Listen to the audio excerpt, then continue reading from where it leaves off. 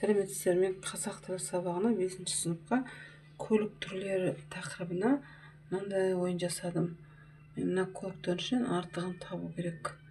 Мысалы, міне мына жерде желкенді қайық, сондықтан астынан шығады. Міне керемет желкенді қайығы артық, себебі ол су көлігі, қалғандары жер көлігі деген түсіндірме шығады. Келесі бетте міне тағы да көп транспорттар тұр, соның ішінен артығын табу керек. Мысалы, міне тікұшақ артық, түсіндірмесі тұрады астында. Келесі бетте міне мыналардың ішінде мысалы пойыз артық, келесі бетте міне мына жерде военный самолет артық. Келесі бетте зымыран артық. Осылай балалар жауап беріп, осы ойынды ойнайды.